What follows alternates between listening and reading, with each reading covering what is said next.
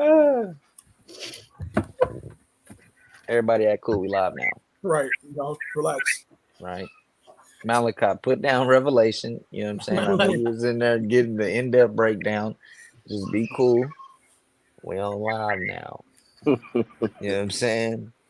Malachi finna come. Malachi said he got something hot cooking up, man. You yeah. know, I like I was just showing me never mind. you know. He said he got something hot coming out the apocrypha with that, second Ezra 11 and 12. I ain't got no such thing. I ain't said nothing like that. I said nothing like that. Hey, I'm still at numbers 33, man. He said I'm still at number 33, man. Uh, That's funny. Hey, I'm a open up, and then I'm gonna give a little bit of some history what me and Mahar been going over, and then Mahar, I'm gonna sling it to you. okay. Um, we're not at camp today, so we're having virtual camp because it's feast of dedication time, right? If you are someone that didn't hold feast of dedication during the time we're holding it right now, um, if you kept it still, all praises. You know what I'm saying? Um, happy to have you here. But if you are having feast of dedication, then this is something that you need to be meditating on, keeping on your spirit. Lord willing, you got your menorahs with you, and you meditating on our forefathers and why we're actually celebrating this, right? So, first and foremost, I want to give all praises, all honor, and all glory to the Most High God Yahweh, Ba'ashem, Hamashiach, Yahweh Shah, right? Shalom Ramlah, Shalom, the very unpopular truth, right? So, if you've been tapped in or if you've been up to date with me and Mahar, we've been going over Maccabees here and there, right? We've been going over these long chapters in Maccabees, right? I remember one time we ended up talking to a brother named Benny, kind of disrupted the lesson, so we couldn't fully get through there.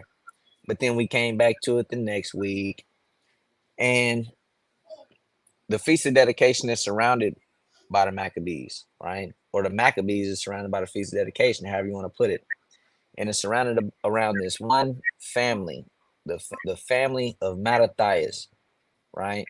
Him and his sons fighting against the Greeks, fighting against these heathens, right? Because these heathens are trying to overthrow our people, they're trying to overthrow us, so on and so forth. And that's kind of what we've been going over in First Maccabees chapter 1. You got some of our people getting down and agreeing and going over there with them. And it's just a bunch of madness going on in Maccabees, right?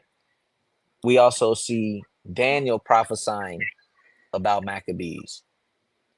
Is so much in-depthness into this Maccabees, which is why me and Mahar been kind of talking about it a lot lately. Because in the previous years, me and Mahar would try to compile all of this information into the 8 days of the feast, which you can try that, but it's very difficult.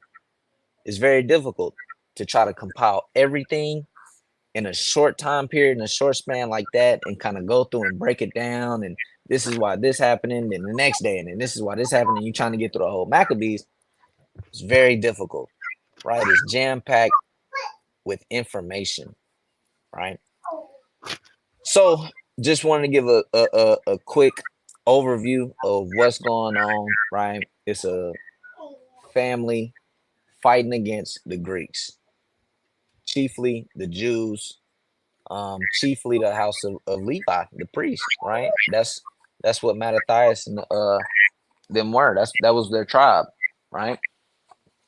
And it wasn't just them men alone. They had to have strong, courageous Israelite men and women who were zealous for the law to fight alongside of them, right?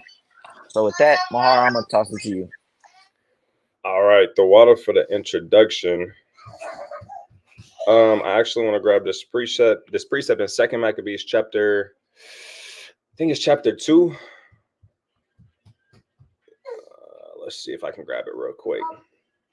Second Maccabees, chapter 2, and verse 32.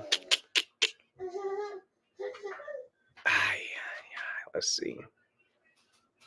So, brothers should know what a prologue is. A prologue, let's get the definition real quick. If you're looking for the beginning of the prologue, it's 24. Okay. I want to make a point from what you said. So a prologue, the definition says a separate introduction section of a literal. Anyways, it's the introduction of a piece of literacy or a writing or of musical work, right? That's basically what I'm trying to read. Anyways, when you read the book of Sirach, you see the prologue before you start reading the book of Sirach. It tells you what's going on in the book of Sirach, how the book came to be, who wrote it, who all had a play in it, what the book is about. So the prologue in Maccabees, because there is one, but it's not in First Maccabees, and it's not before you start reading First Maccabees. It's actually in Second Maccabees, in the second chapter. And like Aharon said, it starts at verse 24, but I'm gonna get down to verse 32, which is the last verse of this chapter. It says, "Here then will we begin the story, only adding thus much to that which have been said, that it is a foolish thing to make a long prologue and to be short in story itself." So he's talking about the whole book of Maccabees. He's saying, look, it's foolish to make a super long prologue, and then when you actually read what's going on in the story is short. No one never makes a prologue that's longer than the story. So, of course, Jake is a little bit dramatic, but I go to this scripture, one, to show y'all that it is a prologue in the book of Maccabees, two, to explain how the book of Maccabees is an extensive read. It's a lot of history jam-packed in the book of First and Second Maccabees, because you got a time period all the way from beginning with Alexander, which is like what, 331 BC, all the way to what you got Simon and his sons. It's a lot of history jam-packed. It's a lot of political affairs going on. You got the Greeks, you got the Romans, you got Idumeans trying to attack us. You got the Greeks bombarding our holy land. You got the Greeks making war against Ptolemy and his kingdom. You got all kind of wars popping off, all kind of political affairs, all kind of backdoors, leagues, friendships being made with the Israelites, with the Romans. It's a lot of stuff to cover. And like Aharon said, to cover it in a short amount of time, it's tough. So this year we decided, we're not going to try and do that. We're going to kind of, read about it, talk about it on the lives when we can. And we decided today we'll actually go over some highlighted points, because you got so many battles, you got so many atrocities, so many killings, people going into slavery, them tearing down our temple, our walls. Like I said, it's all kind of stuff going on, And really, it's extensive when you think about what's just going on with our people. But the Hellenistic period, it isn't just about the Jews getting Hellenized. You got the whole world becoming Hellenized and partaking in Greek customs and traditions, Greek gods, just the Greek way of life, learning Greek, eating their foods, all kind of things are popping off, man. So this is a crazy, crazy, crazy time period. And the people who created the book of Maccabees, they actually did a good job, but it's just so much history. It's still confusing. You got to know how to jump in and out of these chapters, in and out of history. That's what makes it such a hard read. Even just the chapters are super long and the verses have multiple lines in them. So when you just go in there thinking you're finna read a chapter, it's not like a chapter when you're going into them one of the letters that Paul wrote, or going into Proverbs, or reading a chapter in Sirach, or reading a chapter in the law. It's not nothing to play with. So I don't want to be too long-winded. I want to kind of get to the point, and we'll kind of go into where they kind of dedicated this thing and told us that we should memorialize it, because it is a big thing to reestablish the temple. You don't know what Feast of Dedication is about? In a nutshell, it's about the Israelites being able to what's the word I'm looking for? It's about the Israelites rededicating the temple, because you had our enemies come in and destroy it, pollute it, defile it, and Hellenize our people. So anyways, we'll kind of get in there, man. So I like to read First Maccabees chapter 4. First Maccabees chapter 4. And we can start at, yikes.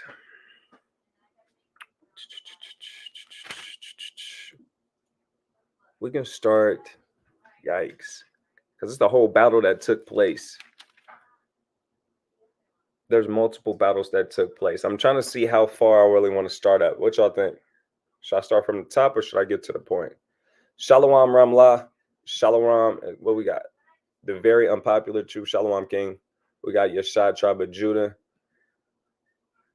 Goodwill Hunt, Shalom. All praises to the Most High. We got some brothers, some sisters in here. So I'm thinking we'll read. We'll kind of get to the point. And then if we want to jump away from where they actually made this statue, and kind of jump around and get more history and apply it so people can see the bigger picture, why it's such a big deal, we'll go from there. Does that sound okay, Cap? Con, yes, sir. Just let us know who you want us to read. And I'm done. It's like, Okay. I was gonna say I'm down to do some reading. Okay, all praises. Sheesh. Okay. All right.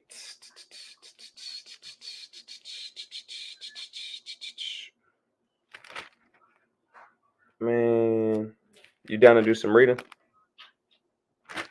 God. All right, let's get it. Let's start at First Maccabees chapter 4. Let's start at verse 1. The book of Maccabees, the book of First Maccabees, chapter 4 and verse 1. Then took Georgius 5,000 footmen and 1,000 of the best horsemen, and removed out of the camp by night, to the end he might rush in upon the camp of the Jews and smite them suddenly. So like you. And the men of the fortress were his guides. Now when Judas heard thereof, he himself removed, and the valiant men with him, that he might smite the king's army which was at Emmaus, while as yet the forces were dispersed from the camp. In the mean season came Georgius by night. In the mean season came Georgius by night into the camp of Judas. And when he found no man there, he sought them in the mountains. For said he, these fellows flee from us. But So as check soon it as... out. So you have Gorgias. Gorgias he's like a captain of the army of the Greeks, for lack of better terms. So he's trying to make war against us. Mind you, whenever we going against the Greeks, we're always outnumbered. Always outnumbered.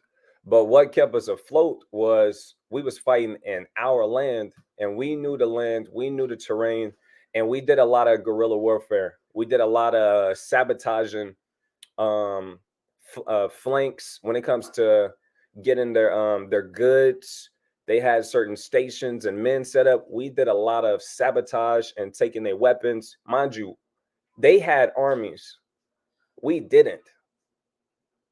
You just had mighty men start following Judas Maccabeus. You had mighty men start trying to follow him, and then he started putting together kind of what you would say an army, but still you didn't really have a solid army at this time, right? Anyways, Gorgias is trying to attack us. He sends 5,000 of his men to come attack us because they heard where we was. Judas heard that they were making war against us. Mind you, this is in the winter, in the cold, I believe. When it says verse 5, it says in the mean season. I believe the mean season is going into the winter, to the cold. Anyways, while they're trying to attack us, we heard that they were pushing our way with 5,000 men. So instead of us being outnumbered and fighting 5,000 men, Judas said, you know what? While they pushing this way, we're going to go around and attack the people that they left behind. That's why when they got there, they was like they couldn't find Judas. There was no man in sight. There was no man in sight. Go ahead. It says, but as soon as it was day, Judas showed himself in the plain with 3,000 men, who nevertheless had neither armor nor swords to their minds. Look at that. They thought that we were fleeing. They thought that we were fleeing and getting low and running from the battle. No, we had to use our head. Judas was using the things that he had to his advantage. He had 3,000 men. They wasn't really fully armored. Everybody didn't have this. Everybody didn't have that. We got 5,000 footmen marching our way. He said, boom, we're going to backdoor them and we're going to attack the state. We're going to attack them where they at. So the 5,000 men get to where we at and they like, where's Judas? They must have fled. By the time they get back, Judas on that. Now they in a plane posted up in broad daylight, waiting on you. Your men, the rest of your men that you left here, dead, finished. They're all gone. Read. It says, and they saw the camp of the heathen, that it was strong and well harnessed, encompassed round about with horsemen, and these were expert of war. Then said Judas to the men that were with him, fear ye not their multitude, neither be ye afraid of their assault. Remember how our fathers were delivered in the Red Sea, when Pharaoh pursued them with an army. Now therefore let us cry unto heaven, if peradventure the Lord will have mercy upon us, and remember the covenant of our fathers, and destroy this host before our face this day, that so all the heathen may know that there is one who delivereth and saveth Israel. Then the strangers lifted up their eyes and saw them coming over against them, wherefore they went out of the camp to battle, but they that were with Judas sounded their trumpets. So they joined battle, and the heathen being discomfited fled into the plain.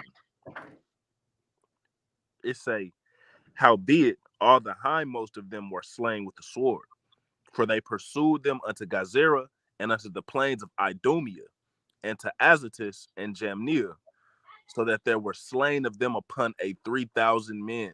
So we was catching bodies, chasing them down. Judas Maccabees was known for being bold, being courageous, having faith, and being valiant in battle. And he had a lot of heart. When I say courage, he had a lot of heart.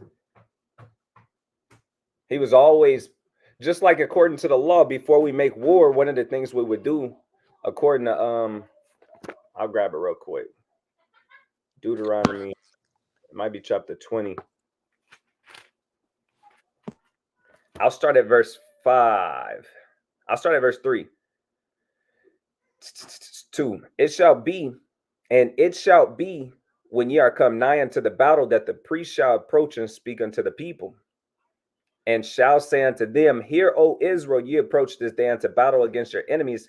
Let not your hearts faint, fear not, and do not tremble, neither be ye terrified because of them. For the Lord your God is he that goeth with you to fight for you against your enemies, to save you.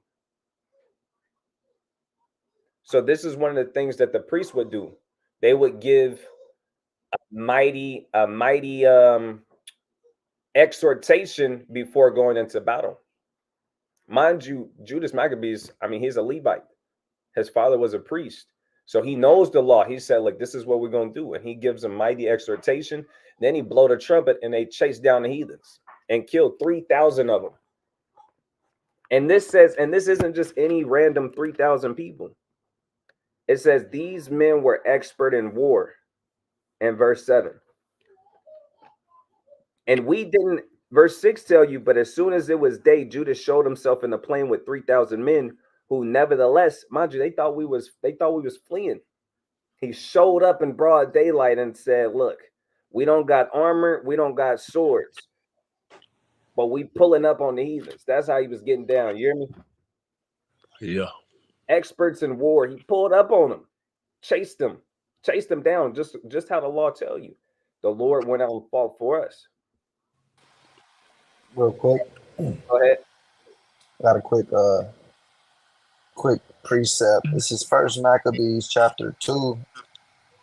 Can y'all hear me clear or no? Yes. Chapter 2 and verse 49. It says, now when the time drew near that Mattathias should die, he said unto his sons, now have pride and rebuke gotten strength in the time of destruction and the wrath of indignation. So Mattathias is the father of these men that we are seeing in battle, right? Judas, Simon, and the other brothers, right?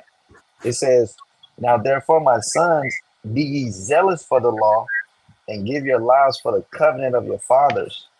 He says, call to remembrance what acts our fathers did in their time. So shall you receive great honor and an everlasting name.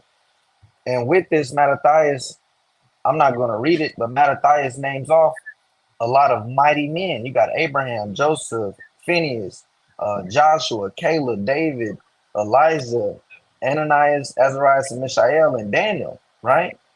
And then I'm jump down to verse 61. And thus consider ye throughout all ages that none that put their trust in him shall be overcome. It says, fear not then the words of a sinful man, for his glory shall be dung and worms. So this is the kind of wisdom and the kind of courage, the kind of strength that this man instilled into his sons, that we now see Judas instilling into his men, which the law instilled into them. Check your forefathers, right? Be zealous for the law.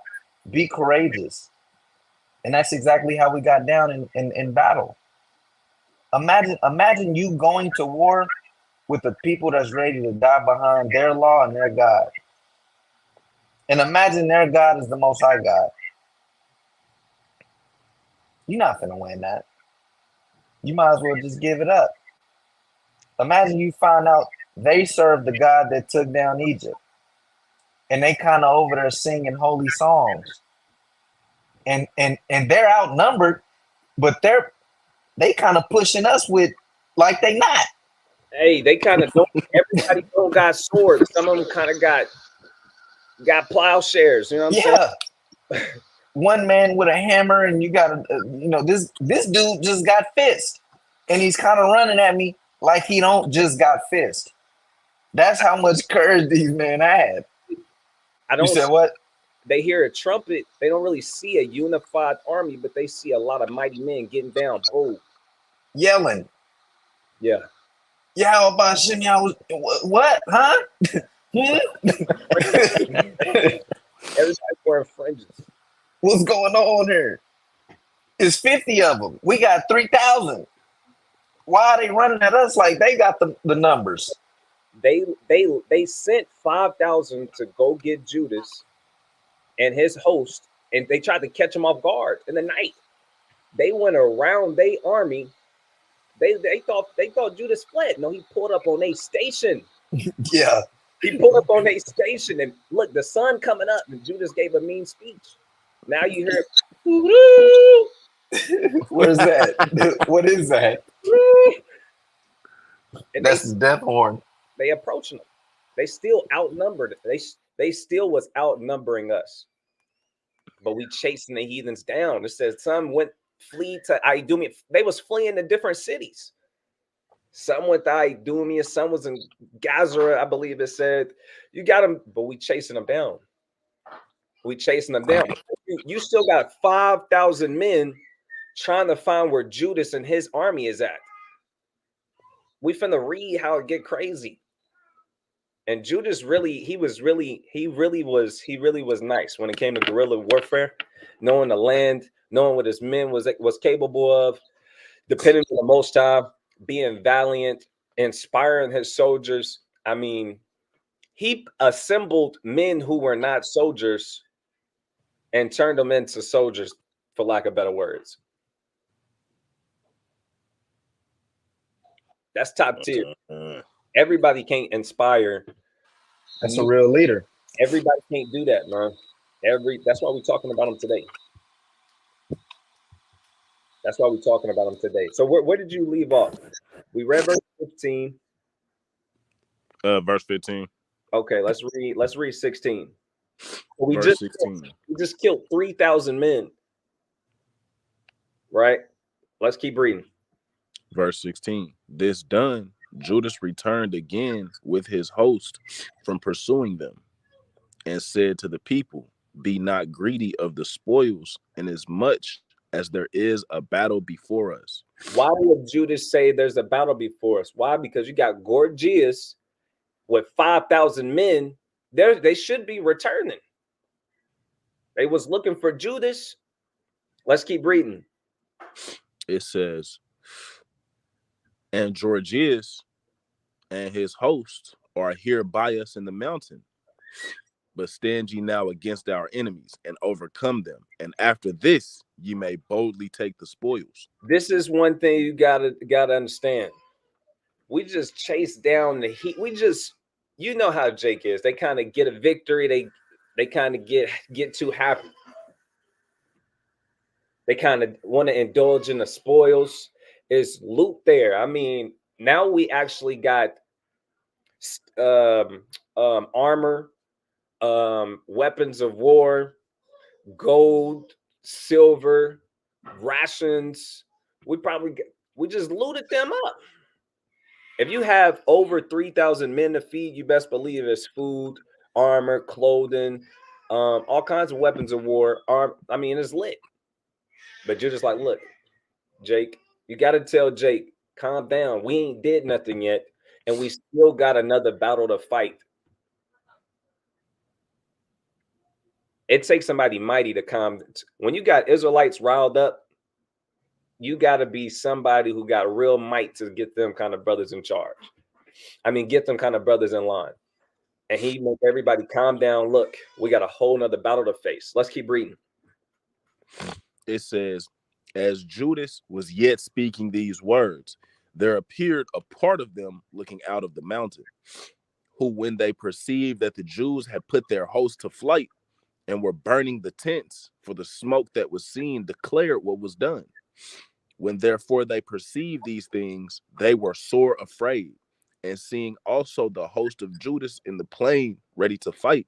Now I kind of jumped the gun earlier. Now Judas in the plain. I imagine Judas standing in the plain. It's a bunch of Israelites. They not all wearing the same color like an army probably is.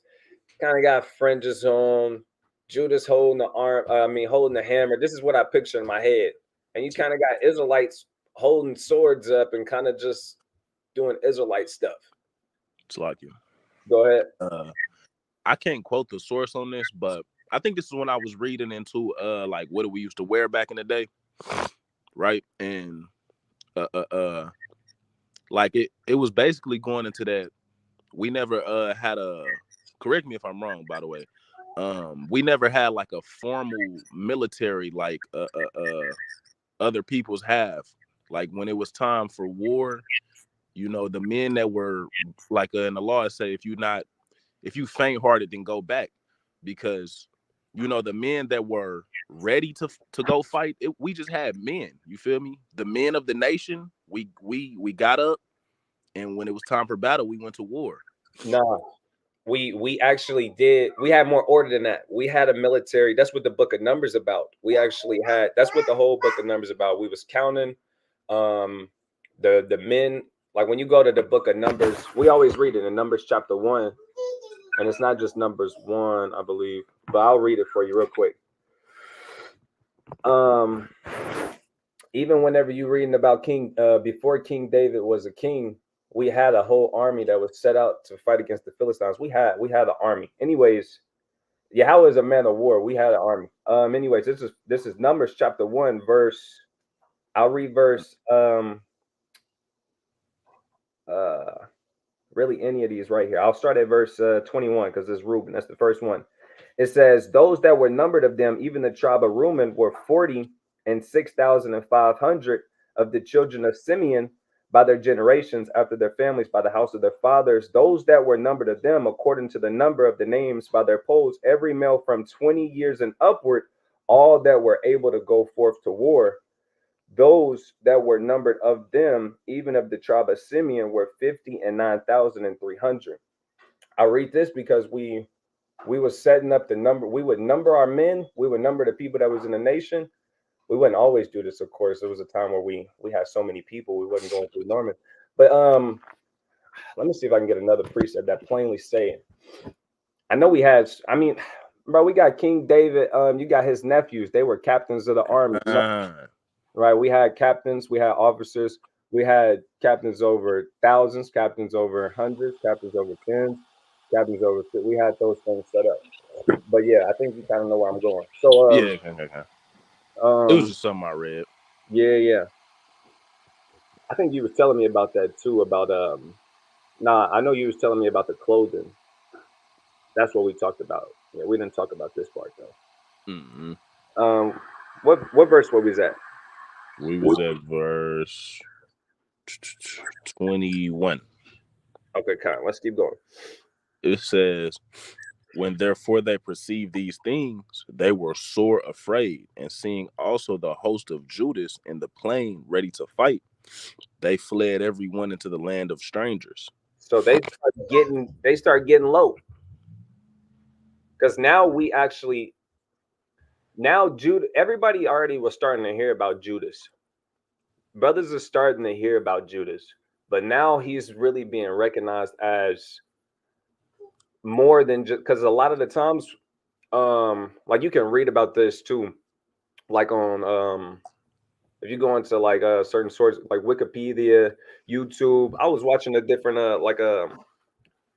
every year whenever Feast of Dedication come around, I'll start, jumping in the Maccabees again. And one of the things they was going into was how Judas was doing a lot of he wasn't really recognized as a general, as an army. It really wasn't like that at first. They were doing a lot of sabotage, mind you. We had Greeks setting up shop in our land. What he was doing, he was going around the city. Let's get it in First Maccabees chapter 2. It should be in here. Because they had left, you remember where they first had left the land with Mattathias, when Mattathias was alive. And he said, anybody who want to serve the Most High, come follow me. Okay, let's see. And they was going through the town slaying heathens and slaying Israelites. Second Maccabees chapter 2, verse 27. And Mattathias cried throughout the city with a loud voice, saying, whosoever is zealous of the law and maintaineth the covenant, let him follow me. So he and his sons fled into the mountains and left all that they ever had in the city. Then many that sought after justice and judgments went down into the wilderness to dwell there, both they and their children and their wives and their cattle, because of the afflictions increased so upon them. Now, let's see. I'm looking for the part where they was going through the towns, slaying Israelites who were getting down with the Greeks and slaying some of the Greeks and trying to take some of their spoils. But I don't know exactly where it is.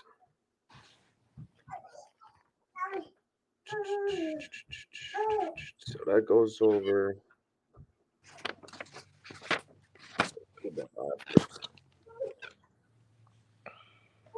I'm gonna have to look it up.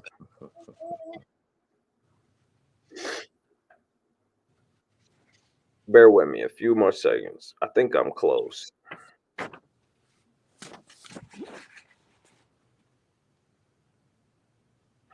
Is it in 1 and 28? The first Maccabees? Is that what you look? What do you look for? I'm sorry. I'm kind of looking for where we went through, like Mattathias, and his sons, and kind of the people that um, left the towns because they were fleeing the Greeks, but they were doing sabotage, and they was even killing some of the Israelites because the Israelites was going into idolatry. Oh, okay. Yeah. Um, First Maccabees 2:27, and Mattathias cried throughout the city with a loud yeah. voice. See, that's what I read. I want to get the part where Mattathias was the particular verse I'm looking for, man. It could be in second, maybe. I'm gonna see if I can word search it real quick. If I can't find it, then we'll just move on.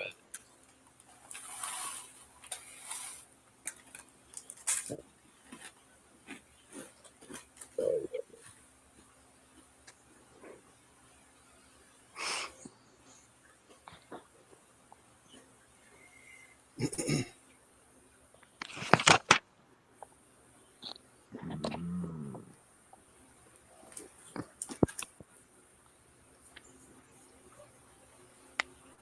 man, Uh, can't find it. Second Maccabees 2:45. You said second Maccabees? I'm just saying, like 2:40. I think it's 2:45. Hold on. Yeah, First Maccabees 2:45 is that. Hold on, just trying to. It might be. Let me see. And Mattathias and his friends went round about and pulled down the altars. Yeah. Where is that? First Maccabees 45. 2:45? Yes, sir. Yeah. Let's see. That sound right. Okay, yeah. Let's start at verse 43. 44. It says, I'm gonna start at 42. This is hot. First Maccabees chapter 2, verse 42. It says, Then came there unto him a company of the Assyrians who were mighty men of Israel, even all such as were voluntarily devoted unto the law. Also, all they that fled for persecution joined themselves unto them and were a stay unto them. So this is while Mattathias was alive. You had the Assyrians come lock in with us, which was Israelites, and then you had people who were devoted to the law come lock in with Mattathias.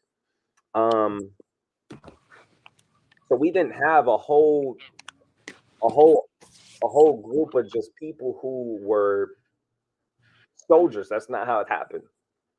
We didn't have a whole group of Israelite soldiers who came and locked in. That's not how it happened. You had Mattathias. He said, if y'all trying to serve the Most High, let's shake up out of here. And you had certain people join themselves to him. And over time, you had more people, more families, more widows, more this, more that, more that. And he was like, he was holding it down. That's why he charged his sons to fight the battles of Israel, to fight their battles. They need somebody to fight for them, to protect them. So you're gonna see they were doing a lot of a lot of cheeky ways to get food, to get clothing, to get swords and armor, and we had to sabotage, we had to flank, we had to do the guerrilla warfare tactics, we had to plot on them in different ways, you know. But anyways, it says also all they that had fled for persecution joined themselves unto them and were a stay unto them. So you had people who couldn't protect themselves from the Greeks, they fled to Mattathias. It says, so they joined their forces and smote sinful men in their anger and wicked men in their wrath, but the rest fled to the heathen for succor. So you had Mattathias killing sinful men. That includes Israelites, men who wanted to actually get down with the Greeks and wanted to stop serving Yahweh. He was cutting them down. You get a beautiful example. Mattathias seen a damn Israelite finna go sacrifice to a strange God, give him a strange sacrifices.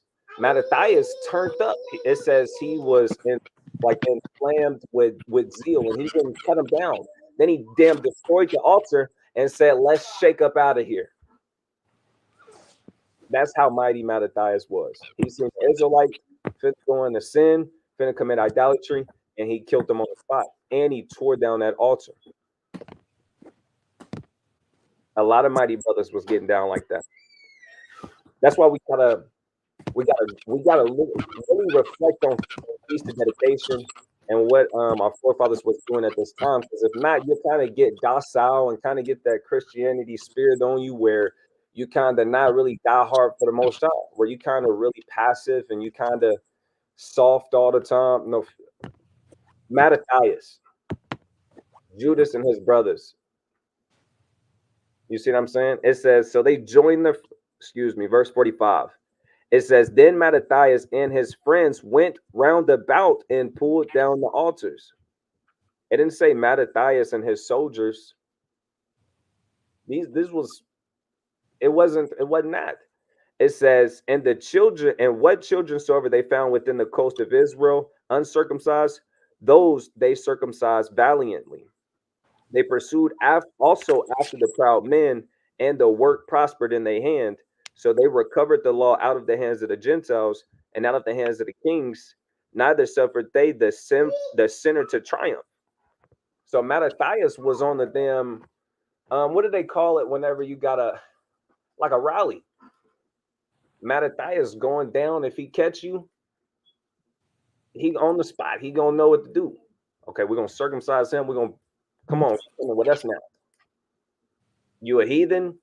You getting mowed down? You getting cut down? You an Israelite who want to be a Greek? You getting cut down?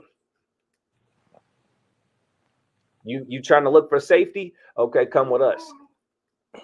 Mattathias was making a rally through there. Mattathias, it don't go into great detail, but this section right here, if you really slow down and meditate on it, he was getting down like that. He was getting down like that. That's why you have that whole decree he made with his sons. I want y'all to continue this. Let's jump back into the First Maccabees 4. First Maccabees chapter 4 and verse 23. Then Judas returned to spoil the tents, where they got much gold and silver and blue silk and purple of the sea and great riches. Like we was coming up. Judas just got much gold, silver, blue silk, purple of the sea.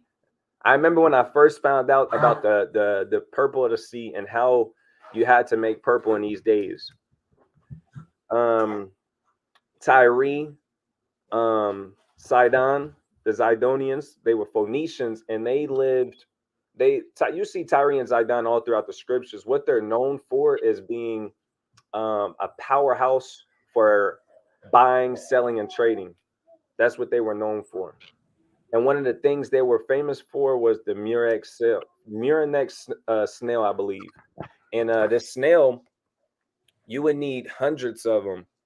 But what you could do, when you poke at them, you can actually get this dye and make purple. But you need hundreds of these snails to make this color purple. That's why the color purple, it was so hard to get purple. And they didn't have what we have today. You couldn't just go to Walmart and you got the damn dye and you can do whatever you want now. But back then, the way to acquire purple, you had to go through them. And it was very, very, very, everybody didn't have it. You had to pay a lot of money for it. It was rare. It had to be royalty. It was royalty. So that's why I tell you, purple of the sea, they had to get these snails out of the coast to make this purple.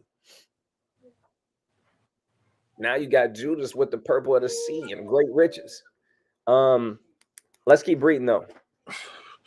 It say, verse 24.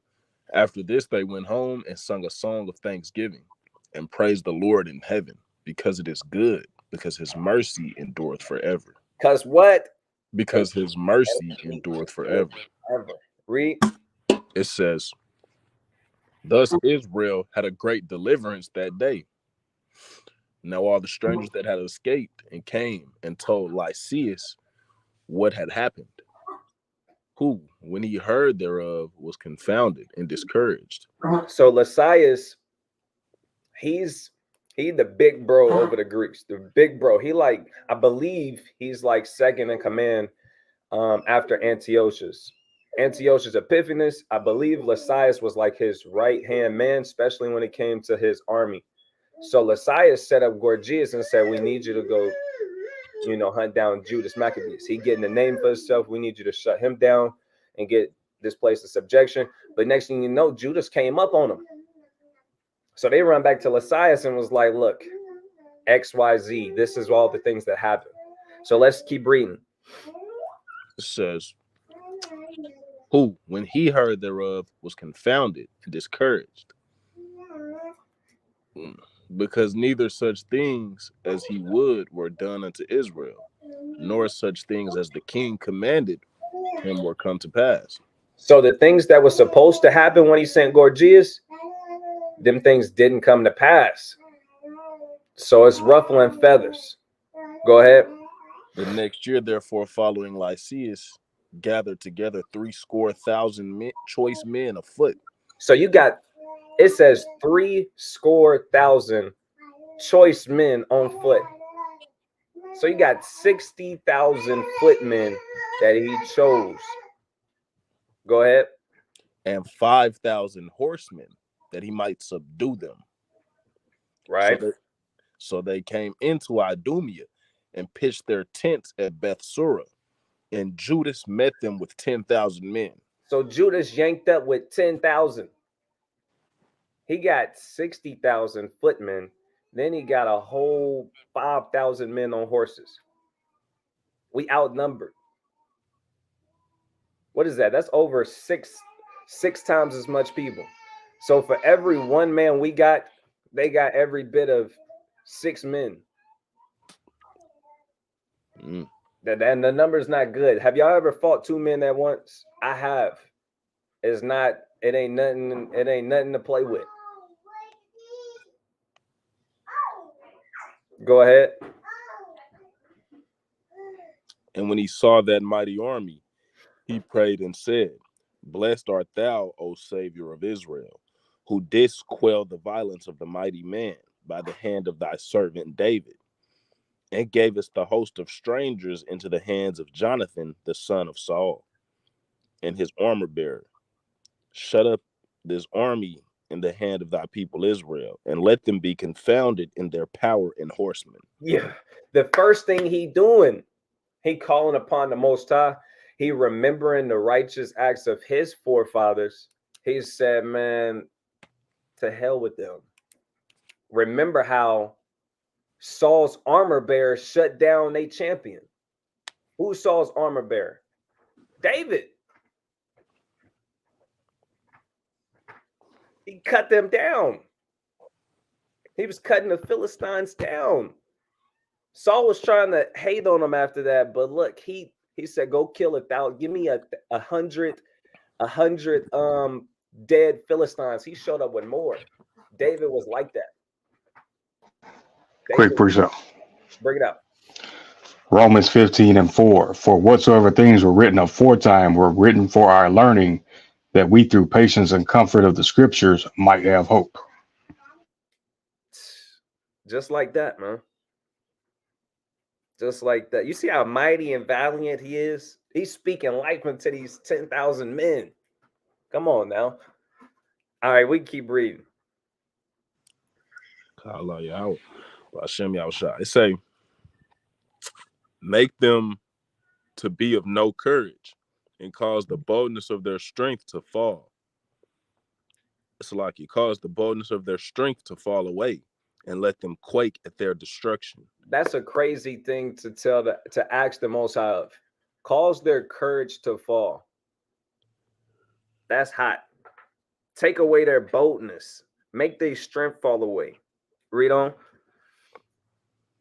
Make them to be of no courage, and cause the boldness of their strength to fall away, and let them quake at their destruction. Cast them down with the sword of them that love thee, and let all those that know thy name praise thee with thanksgiving. So they joint battle, and there were slain of the host of Lysias about 5,000 men, even before them that were slain. Look at that. He said, cut them down by the people who love you. We love you. We serve you. Use us to cut down our enemies. This is not Christianity.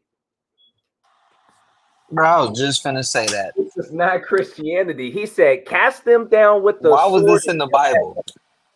Bro, look at how he dumping on the heathens. He said, use the niggas who love you to cut down the heathens. This is not Christianity. This shouldn't be in there. This is why they took it out. They didn't pray for him. They He said they didn't pray for it. that's a big point right there. That's hot. That's hot. That right there is hot. He said, cast them down with the sword of them that love thee.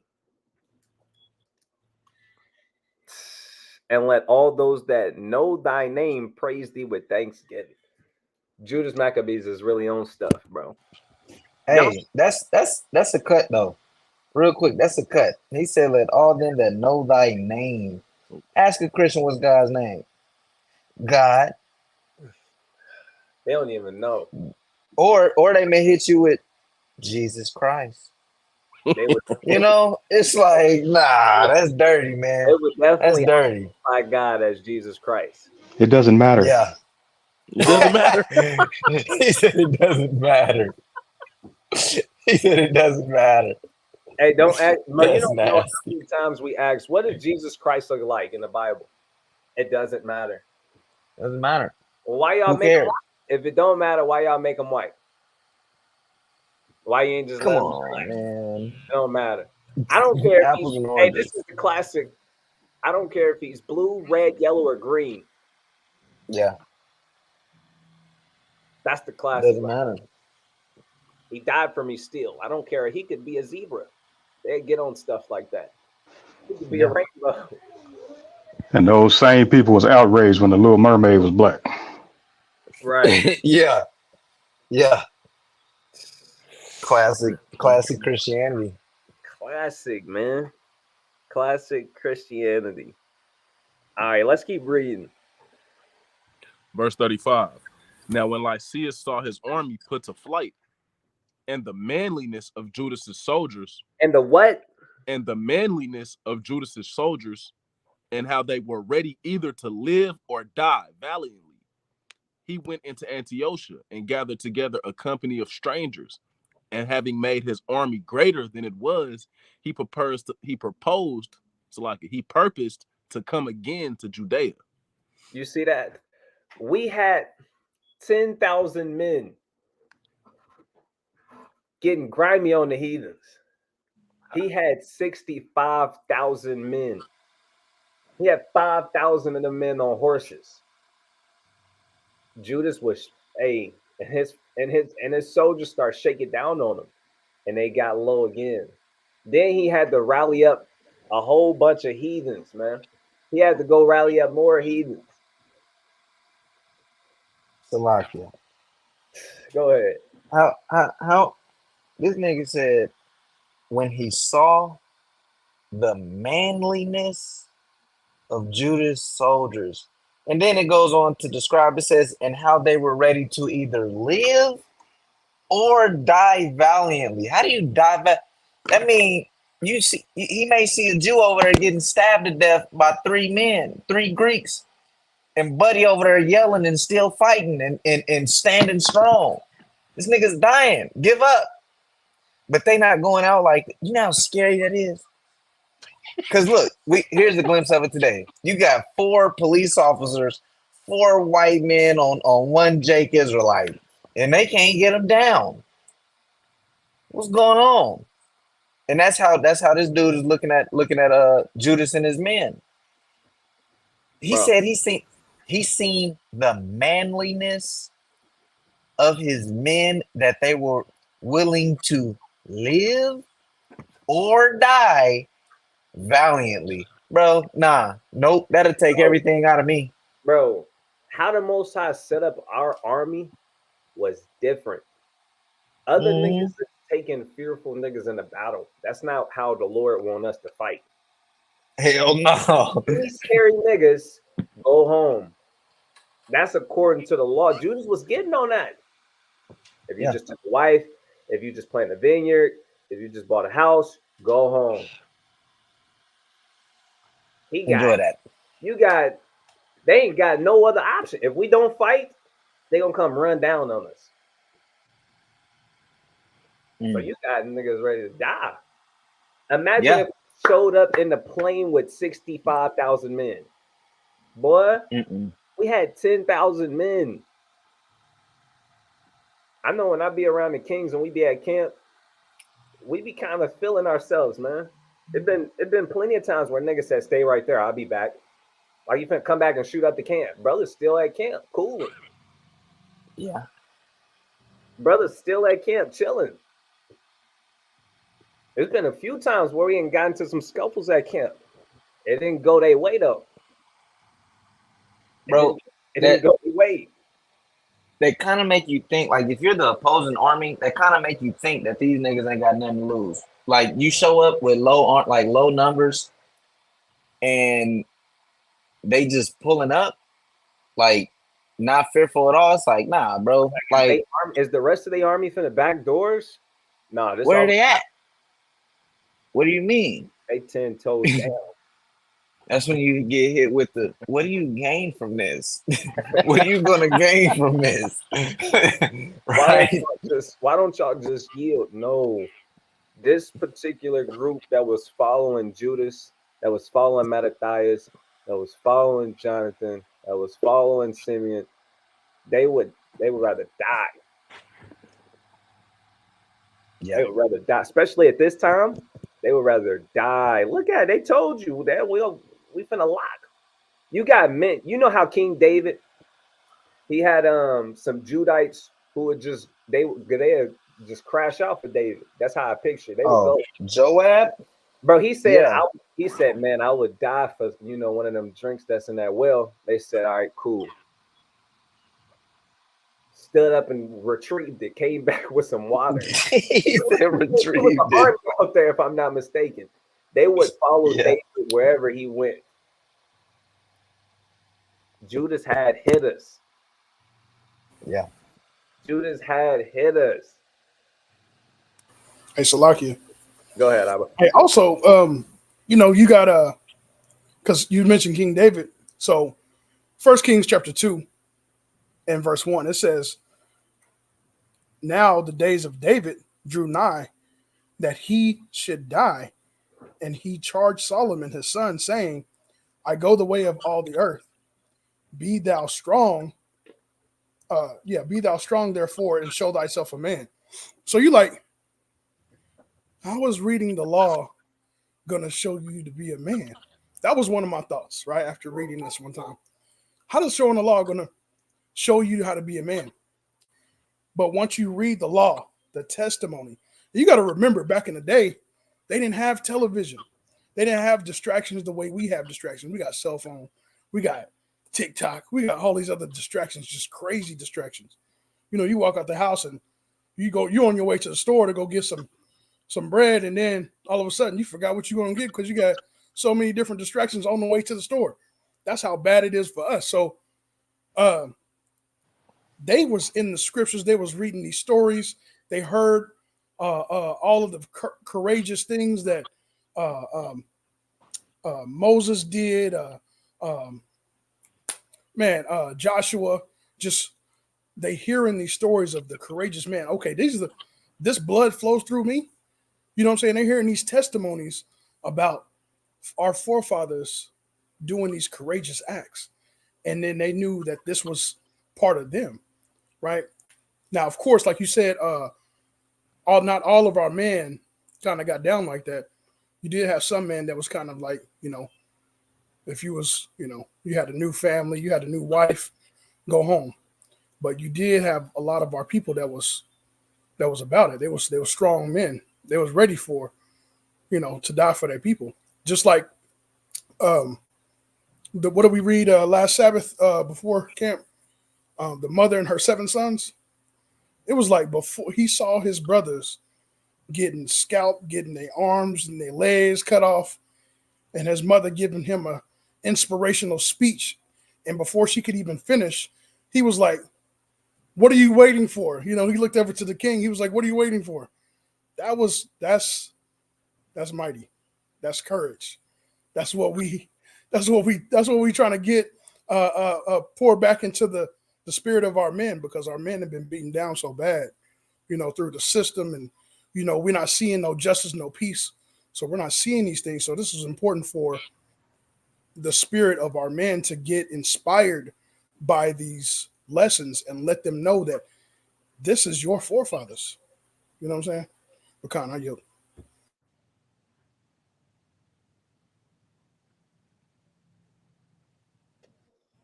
Con, I'm looking at the private chat.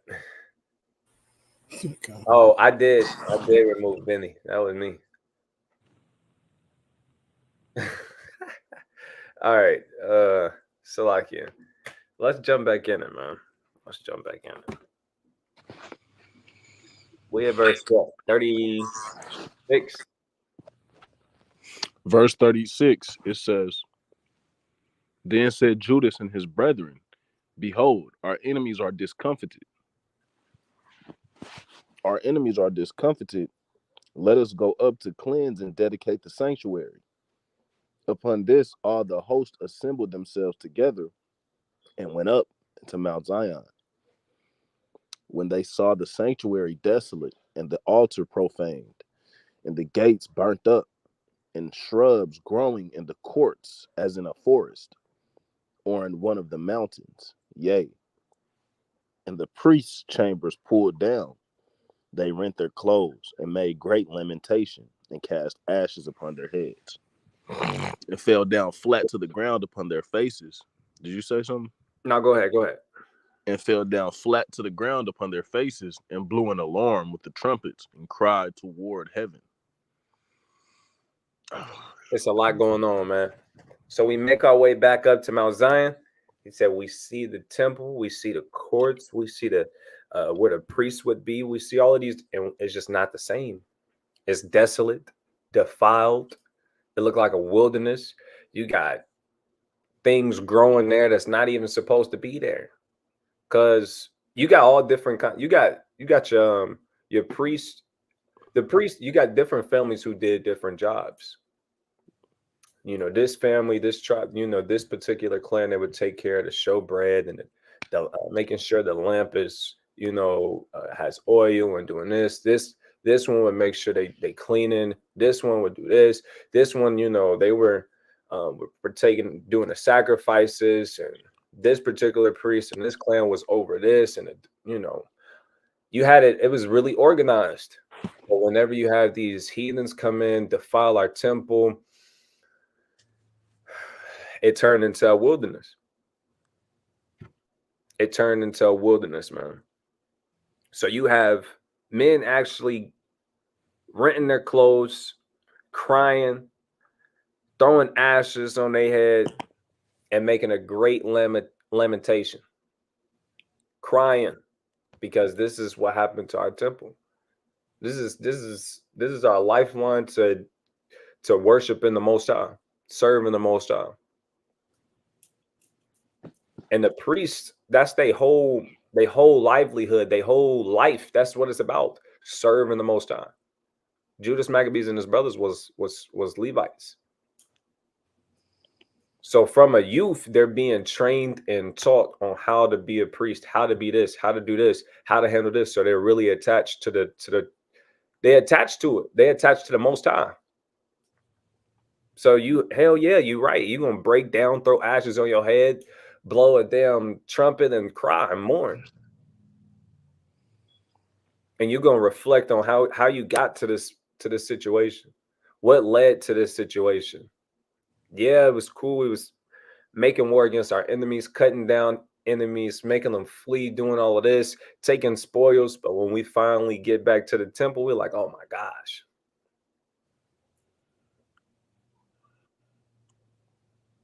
Let's keep reading that. It says, Then Judas appointed certain men to fight against those that were in the fortress until he had cleansed the sanctuary. Verse 42. So he chose priests of blameless conversation, such as had pleasure in the law. Such as what? Such as had pleasure in the law. So he was going to set up faithful men to take care of this place now. Men who had, What did tell Captain Yammer, the classic you always pull out? 1 John 5 and 3. I'm gonna grab it. It's the classic we always bring out. 1 John chapter 5 and verse 3. It says, "For this is the love of God, that we keep his commandments, and his commandments are not grievous." These brothers didn't look at the law as being grievous, not wanting to do it, it being too hard. No, they had a pleasure in the law. In the book of Psalms, chapter 119, I'll grab it real quick. Chapter 119 and verse 165. It says, "Great peace have they which love thy law, and nothing shall offend them." These men had a pleasure. They took pleasure in obeying the Most High. Those are the kind of men you want to find today. You got to find men who take pleasure in obeying the Most High. Those are the kind of men you want to set over the damn temple. Men who want to serve the Most High. And it's crazy because the Most High is raising up a damn army of people who are willingly serving him. That's the crazy part. I know plenty of people, if it's for the most, I know plenty of people who are afraid of death, but when it comes to dying for the Most High, they down to do it. I used to say this, it might have been like 2 years back. I'm not afraid to die. I'm afraid to die for something stupid. I'm afraid to die over something stupid or something that's meaningless. That was what I used to say. Brothers low-key can't wait to die and get caught.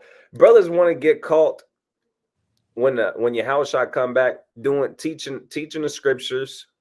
You know what I'm saying? Brothers low-key want to die for the Most High. That's how brothers is looking for that. Brothers low-key looking for opportunity. Brothers kind of want to make they call in an election sure these days, man. Kind of looking for the right moment. Oh shit. God. Right. These are some exciting times, man. I know some brothers who there's a lot of brothers in these different camps who really mighty, man. They mighty. What verse we at? We're at verse 42. 43. 43. Let's do it. Verse 43. Who cleansed the sanctuary and bear out the defiled stones into an unclean place. And when as they consulted what to do with the altar of burnt offerings, which was profaned, they thought it best to pull it down, lest it should be a reproach to them, because the heathen had defiled it, wherefore they pulled it down. So they pulled down the altar because the heathen were sacrificing unclean things on it. I mean, coming in there with swan. And not only that, they were offering it up to damn Zeus. So they said, look, let's just tear this thing down, man. Go ahead. They thought it best to pull it down, lest it should be a reproach to them, because the heathen had defiled it, wherefore they pulled it down, and laid up the stones in the mountain of the temple in a convenient place, until there should come a prophet to show what should be done with them. Okay, hold on. I'm gonna get 2 Maccabees chapter 6 and kind of paint the picture of what's going on. And I'm gonna kind of read through it kind of quick because I do want to get back to the first Maccabees. So check it out. We have 2 Maccabees 6 and 1. And I'm gonna read this so y'all can kind of see how they defiled it. It says, not long after this, the king sent an old men of Athens to compel the Jews to depart from the laws of their fathers and not to live after the laws of God.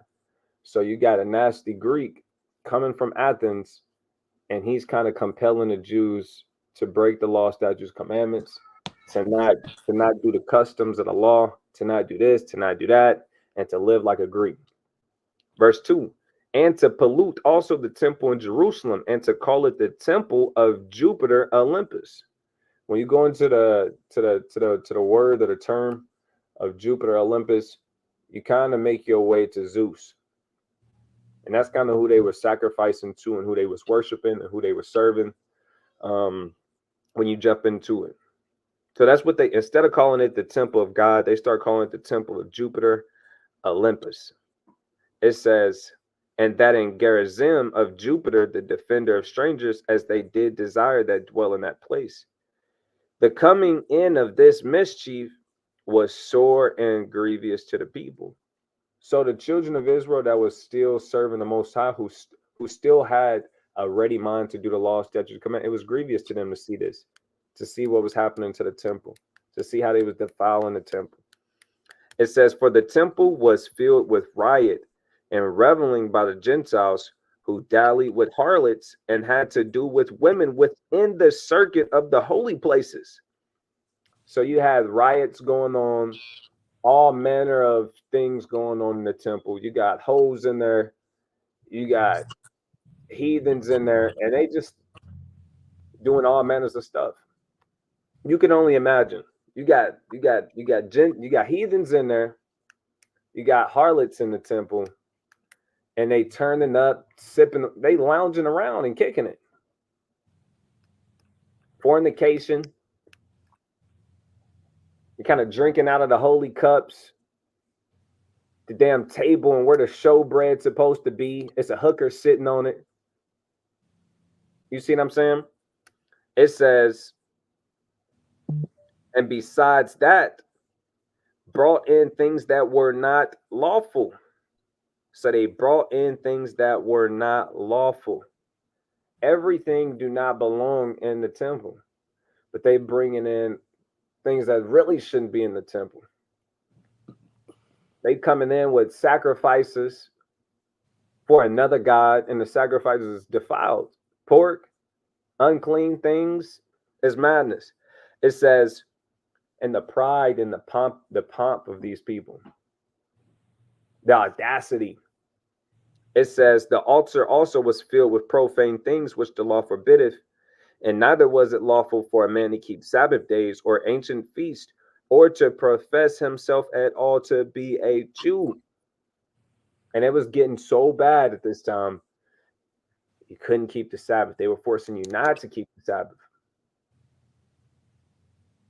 Any feast days.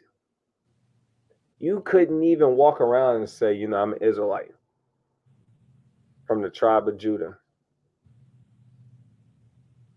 You couldn't say that. You got to get down with the program. You got to be a Greek. You got to be a Gentile now.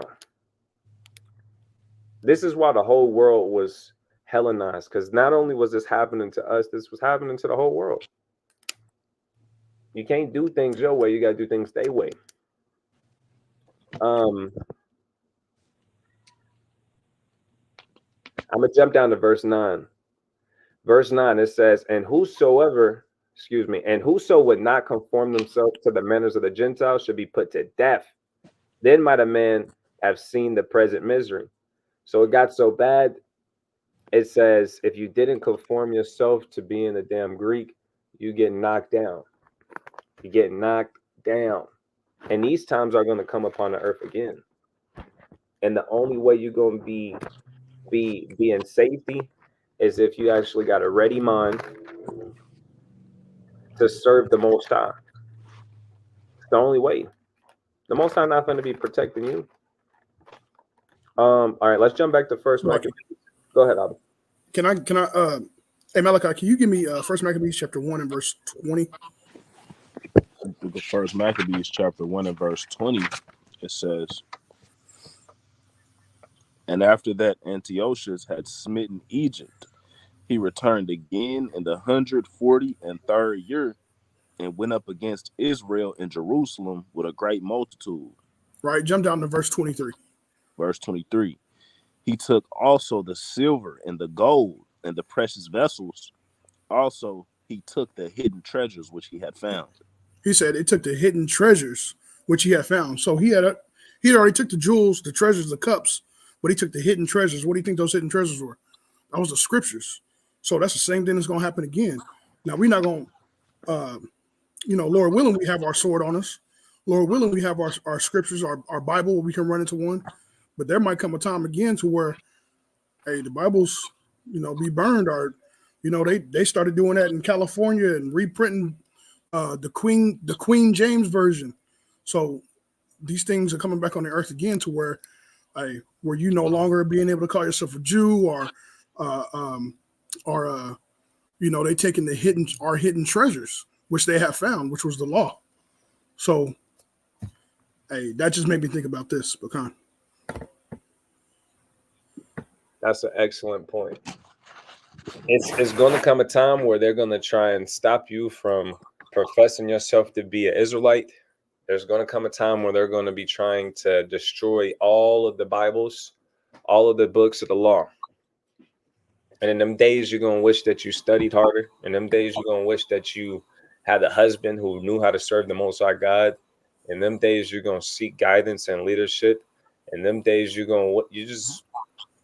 it tell you in the book of Isaiah. Let me grab it. The book of Isaiah, chapter 33 and verse 6. And wisdom and knowledge shall be the stability of thy times. So wisdom and knowledge is going to be the stability of thy times. That's what's going to keep you stable in these last days. Wisdom and knowledge. Not money, not damn a Tesla, not having 1 million followers on Instagram, not having your Twitter and Instagram verified with a blue check mark, not having the best job out here and working for them, Google or damn whoever. Them things ain't going to be the stability of your time. That's not what's going to stabilize you. The things that stabilize you is these laws, statutes, and commandments, wisdom, knowledge, and understanding. Go ahead, Abba. One more point. So we all seen, or I think we all seen where the small hats, their government officials come over here to America in Atlanta. We all seen what they said. They said that the biggest threat to them. Now, keep in mind, they are at war right now. They are at war, right? Real live, all the way in at war, dropping bombs, stuff like that. They said their biggest threat is the young black community. That threw so many people off. Everybody's speculating. What does she mean? What did that? I don't get it. Why would the black community be a threat to y'all? What? They don't have no military. Hey, times is coming, man. Times is coming. It's gonna happen, brother, sisters. You know what I'm saying? Hey, get right. The wisdom and knowledge shall be the stability of our time. Get draw unto the Lord while He is near, right? While you can draw to Him, right? Read what these scriptures have to say. Listen to the testimony, the history. Find out what we did, how we moved, how we behaved. You know what I'm saying? So this is going to happen again. Everybody's confused. I've seen so many videos based off of that statement alone. What is he? Oh, this makes sense because we had. Well, that don't make no sense because everybody's confused. Why is the young black community the biggest threat to them? That's something to think about, man. Con, you got it. Mm-hmm. That's hot. It says, and wisdom and knowledge shall be the stability of thy times and strength of salvation. So not only is it going to give you stability, wisdom, knowledge, and understanding is going to give you stability, and it's going to be the strength of your salvation. Then it says, the fear of the Lord is his treasure. Not $1 million, not having a huge following, but the fear of the Lord. That's where the great treasure is. Going back to Maccabees, man, let's get it. We have verse 47. Verse 47. Then they took whole stones according to the law and built a new altar according to the former. Right. and made up the sanctuary and the things that were within the temple, and hallowed the courts. They made also new holy vessels, and into the temple they brought the candlestick and the altar of burnt offerings and of incense and the table. So they get in the temple back to what it used to be. They're trying to re-sanctify it, rededicate it to the Most High. Why? Because it was dedicated to Jupiter Olympus. So now you got the Israelites re-establishing and dedicating the temple to Yahweh. So you got the brothers making the vessels. You got the candlestick, meaning the menorah. The menorah. They say some. Have y'all heard about this? They said they only had it. This is what they say. I don't know. I ain't seen it in the scriptures. Y'all could have. I don't know. So me and ask y'all brothers about this. They said the menorah, whenever they lit it, it actually they only had enough oil for one night because they was using the oil to burn to keep the light burning. They said they only had enough oil to keep it burning for one night, but it ended up burning for 8 days. Have y'all heard that before? Con, I heard it. I heard that before. Yeah, I heard about it. I was, I was like, dang, that's cool and all. I wish that was in scripture though. I ain't seen it. It could be. I was like, I ain't seen it. Have y'all seen that? I know y'all got it. No, I ain't heard it. I mean, I ain't seen it in the scripture, but I definitely heard about it. Yeah. It was kind of like what you were saying. Like, you heard about it, but it ain't in scripture. Yeah. You know what I'm saying?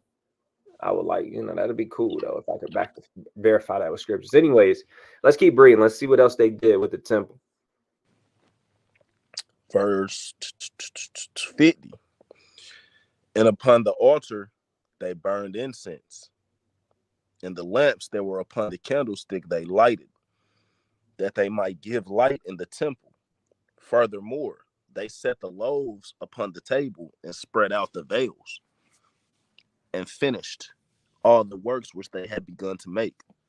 Now on the 25th day of the 9th month, which is called the month Caslu, in the 148th year, they rose up betimes in the morning and offered sacrifice according to the law on the new altar of burnt offerings, which they had made. Look at what time and what day the heathen had profaned it. Even in that was it dedicated with songs and citherns and harps and cymbals. If I may, so I believe verse 24, it says, look at what time and what day the heathen had profaned it.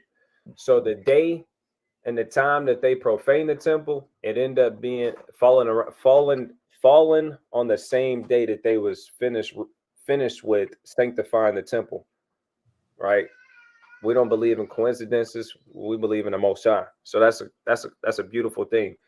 The same date that it was destroyed was the same day that it was built back up and reared up and dedicated to the Most High. Go ahead. Verse 55. Then all the people fell upon their faces, worshiping and praising the God of heaven, who had given them good success. And so they kept the dedication of the altar 8 days, and offered burnt offerings with gladness, and sacrificed the sacrifice of deliverance and praise. They decked also the forefront of the temple with crowns of gold and with shields. And the gates and the chambers they renewed, and hanged doors upon them. Thus was there very great gladness among the people, for that the reproach of the heathen was put away.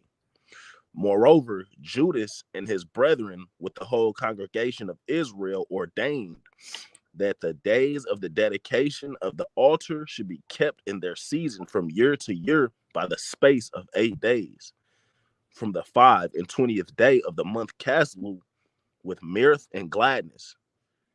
At that time also they builded up the Mount Zion with high walls and strong towers round about, lest the Gentiles should come and tread it down, as they had done before. And they set there a garrison to keep it, and fortified Bethsura to preserve it. that the people might have a defense against Idumea. All praises to the Most High. We have the mighty brothers putting their life on the line to serve the Most High, to protect their people, to reclaim the altar, the temple, and dedicate it back to Yahweh. That is a mighty, mighty, mighty, mighty work. To go up against 65,000 men and not even have half of the men that they have. To not even have a quarter of the men that they have. But to put their faith and trust in the Most High and fight that battle for their people and put their life on the line, man. That's why they get to be read about. That's why we're reading about them. Because they doing mighty, mighty works. Because they had a lot of mighty, mighty faith. They might was all the way up. See what I'm saying? They might was up. So we got to get our might back up. We've been weakened through philosophies, traditions of men. We've been brainwashed. We've been told that we're not special. We've been told that we heathens and Gentiles. We've been weakened by food, GMO, processed food. We've been made weak. We've been made weak because we don't have Yahweh, while Yahweh Shah fighting on our side. And it's to our shame and to our faults because we could have prevented it by obeying the Most High.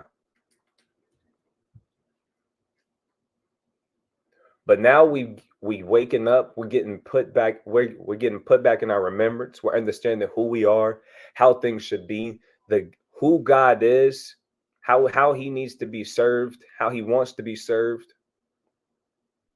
We understanding the times that we living in. We understanding the times that we living in. We able to identify ourselves. We able to identify our enemies. We able to identify right from wrong. We able to identify the mighty acts of our forefathers. So it's going to come a time where you accumulated all of this information, all of this history, all of this knowledge about the future, all of this wisdom, all of these proverbs. And it's going to come a time in our lives that we have to show ourselves approved. What you think you're just going to get to learn forever and not do nothing with it? Not have to stand on business? It's going to come a time where you got people attacking us. Matter of fact, read the next verse. We just dedicated the temple, rededicated the temple. We tore down the altar, rededicated it to the Most High. Watch what the next verse say. The book of First Maccabees, chapter 5, verse 1. Now, when the nations round about heard that the altar was built and the sanctuary renewed as before, it displeased them very much.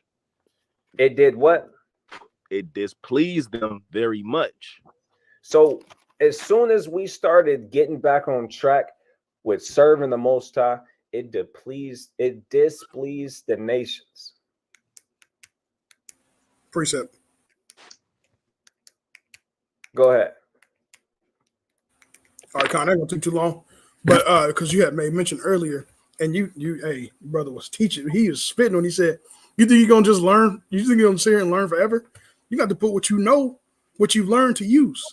But okay, so check this out. This is Zechariah chapter 4 and verse 6. It says, then he answered and spake unto me, saying, this is the word of the Lord unto Zerubbabel, saying, not by might nor by power, but by my spirit, saith the Lord of hosts. This is how we're gonna overcome. This is how we're gonna conquer. This is how we're gonna, become victorious, because it's not going to be by our might. He did that, you know, with King. So like it was Solomon and David and the third judge of Israel. I can't remember his name.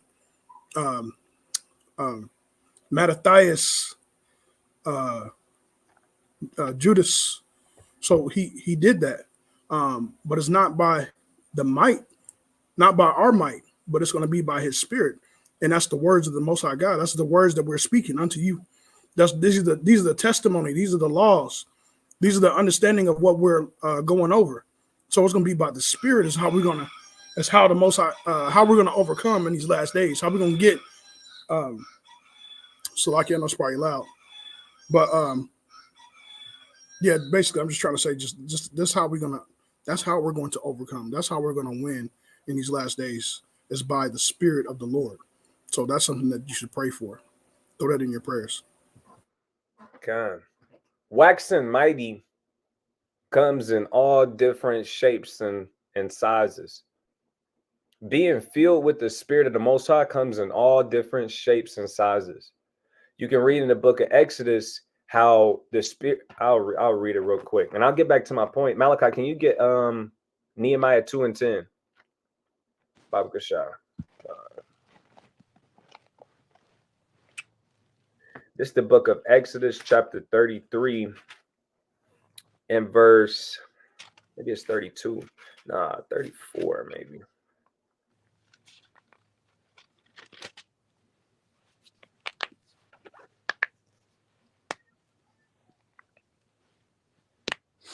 Give me the God is Nehemiah. Give me 1 second. Maybe it is 33.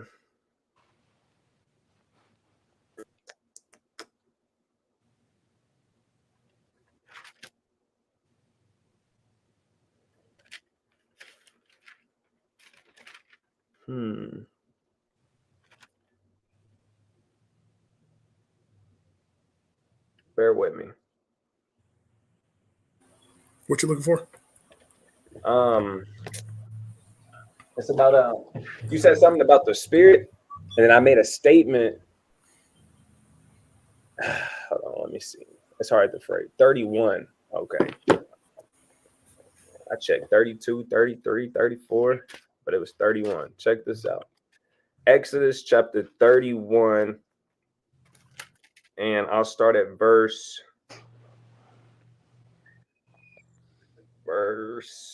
3. It says, and I filled him with the Spirit of God in wisdom and in understanding and in knowledge and in all manner of workmanship, to devise cunning works, to work in gold, to work in silver, to work in brass, and cutting of stones, to set them, and in the carving of timber, to work in all manner of workmanship.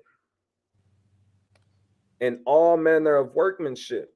The Spirit of the Most High, we definitely need to be praying for it. And the Spirit of the Most High jumping on Captain Jeremiah, and Captain Jeremiah waxing mighty through the Spirit of the Most High, versus the Spirit of the Most High coming upon soldier Malachi and him waxing mighty, it could be way different. Malachi might wax mighty when it comes to hand-to-hand combat. Yeah, Captain Jeremiah might wax mighty in counsel and war. And next thing you know, we combining those strengths. Jeremiah, when it comes to his mentality and having, he's very creative, fluent in strategies. His brother played chess all day. God. And you got a little bit of the day, you know what I'm saying? But yeah, for the most part. I had some brothers was from Sakari, bro. Some of them was giving me, but yeah, it was pretty good. It was tough though. Yeah, some of them was tough. But I guess the point I was trying to make, it could just look different. It could be different. But all in all, we need to be praying that we wax mighty in the Spirit. Through the Spirit of the Most High. Not just any spirit, the Spirit of the Most High. All right, can you give me that Nehemiah, Baba Kashar? The book of Nehemiah, chapter 2, and verse, you want 2 and 10? Khan. Verse 10. When Sanballat the Horonite and Tobiah the servant, the Ammonite, heard of it, it grieved them exceedingly that there was come a man to seek the welfare of the children of Israel. So if you know anything about the book of Ezra, the book of Nehemiah, this is a time period where we was reestablishing the walls, we was reestablishing the temple, and it grieved people. You had other nations coming to try and attack us while we building the walls up. For why? But for some reason, anytime the children of Israel are minding their business and trying to come together as a people, it grieves everybody. It grieves the enemies and makes them want to come attack us. Just like the scriptures say in the book of Sirach, chapter 30, when a man teaches his son, he grieves his enemy. When we serve in the Most High, it makes the other nations upset. They go as hard as they can to try and get us to not obey the Most High. They advertise sin so that you think that sin is okay, so that you think breaking the Most High gods is not a big deal. It grieves them when they see us coming together as a people. They know, just like Captain Jeremiah went over, they said their biggest threat is young black men, coming together. And we know what they really going into. Their greatest fear is us knowing who we are as a people and standing on business, standing on them laws, statutes, and commandments, because that's where our power is. Hey, Salaki, real quick. Hey, because that is a kind of an intelligent move too, because these young babies that's being taught by the Israelites, bro, it's gonna be crazy. Like I said, man, one of my last lessons, I pray that I'm here. I pray that I'm here to see that, because that's gonna be a mighty movement, right? We already got some strong Israelite men that are out there teaching, but can you imagine the children that's coming up behind them? It's gonna be crazy, bro. Truth, I'm talking about. It's gonna cut everybody. It's gonna be, oh man, I can't wait, man. I can't wait. I can't wait, bro. Check this out. You said truth is going to cut everybody. Let me get this precept. First Ezra chapter 4 and verse 38. In verse 38, it says, as for the truth, mind you, this is Zerubbabel. Zerubbabel, he had a great hand to play in us going back to our homeland and rebuilding our temple, rebuilding our walls. It was because he gave this wise sentence, right? Cyrus had already decreed and put it in writing that we could go back home after he destroyed or defeated the Babylonians. He had already made a decree that we could go back and build these things up. But you had kings after him who wasn't really doing that. So you got Zerubbabel talking to the king who was sitting on the throne at that time, and he gave this wise sentence. He said, well, what do you want? He said, well, look in the files, look in the letters, and you'll see how your king promised that the Israelites can have their autonomy, meaning they can govern themselves in their own land. Cyrus said that. I need you to make that happen. But Zerubbabel, he said women was the strongest, but above them was the truth. Watch how he say it. Verse 38. As for the truth, it endureth and is always strong. It liveth and conquereth forevermore. It says it is always strong. It liveth and conquereth forevermore. The truth takes down anything. That's why we call this doctrine. That's why we call this movement per se. We call it the truth. There's nothing stronger than the truth. There's nothing that can beat the truth. Rightfully so. It's accurately named the truth. It's that strong, man. Nothing can beat the truth. I be telling that to so Jamalikai, you been hearing me say that lately? You say that all the time. When you come with the truth, it just hit like that. Well, why did you do this? Instead of trying to think of a way or a clever way to put stuff, or if you just take a second and really meditate on, well, why did I do that? Oh, I did it because this, and you tell them the truth. The truth is strong, bro. The truth is mighty. Right? Let me grab one more about the truth. This is a classic.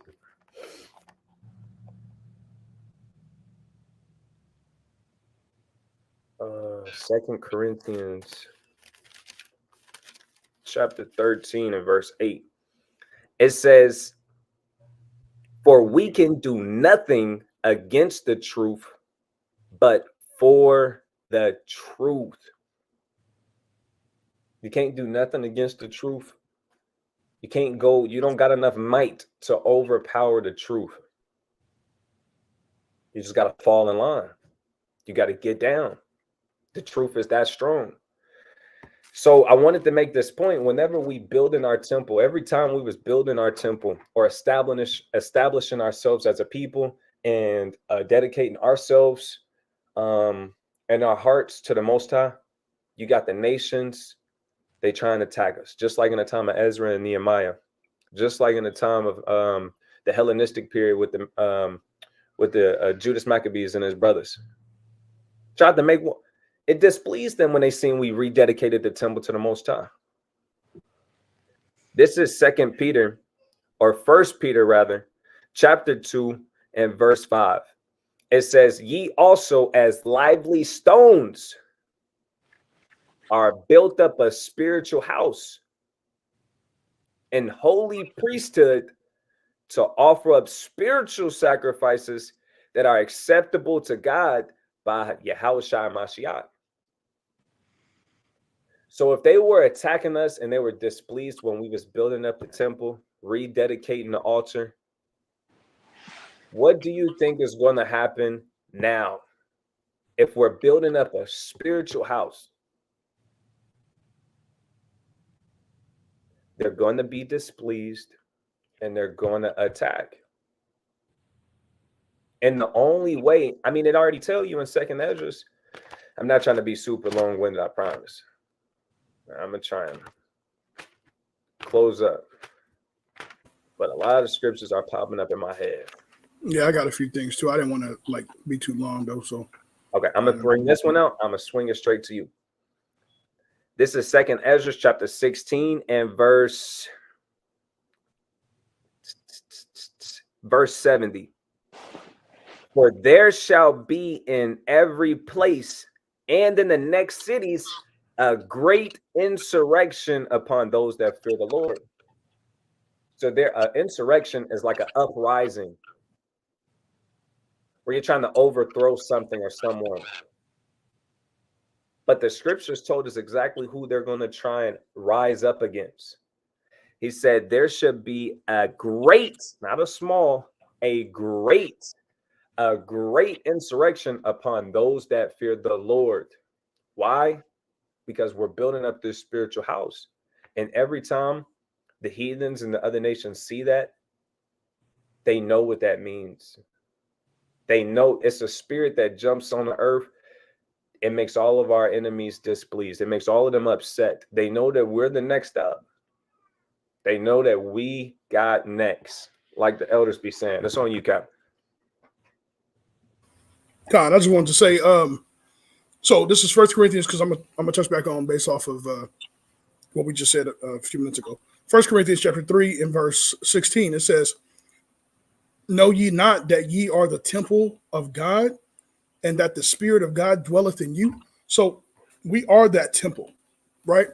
And the point of what I said earlier about the children that's coming up behind us, and why the small hats said what they said, the government officials said what they said about the young youth of the black community is their biggest threat, and Officer Mahar pulling out those truth scriptures.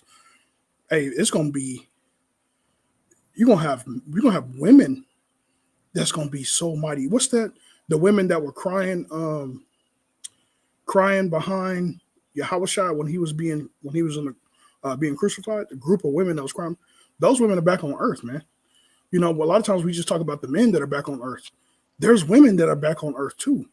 Those spirits are still here, and those spirits, they might be young, you know, and they gonna teach the older women how to be. You know, when it should be the other way around, just like how we see now. We see the younger men teaching the older men how to be. We got a whole panel full of young men. You know what I'm saying? And you see that in a lot of camps where it's just young men, and they're teaching the older men on how to be. Just like vice versa, young women are going to teach the older women how to be, whether through scriptures and words or through examples of their behavior. So, man, hey, keep waking up and going to sleep, man. Y'all gonna see this thing pop off. It's gonna be off the chain, man. Lord, like I said, Lord willing, I can't wait, man. It's gonna be so mighty. It's gonna be so strong. It's gonna be so. I mean, you know that feeling when you get hit with the truth, and it's like, like, you know what I mean? Like, oh my God, I can't believe that was said. I can't believe you said that. It's gonna be like that all the time, man. They're gonna be hating the Israelites. I'm talking about a strong hatred. Because like you said, they do hate when we get in order. They hate it when we get on the street corners and get together and group together. I forgot what they called that. You know, the police force called it, but they hate that, man. So yeah, this is gonna be beautiful, man. The spirit of the Most High God will be revisiting the earth. And it's gonna be back on the scene.